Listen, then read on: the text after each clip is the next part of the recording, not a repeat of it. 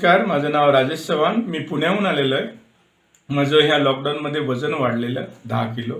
तर इथे 10 दिवस राहून 8 किलो कमी झालेलं आहे आणि फार फ्रेश वाटतं आहे. मला व्हेरिकोवेनचा पण प्रॉब्लेम होता, तो पण कमी होत आलेला आहे आणि पाठीच्या मणक्याचा प्रॉब्लेम.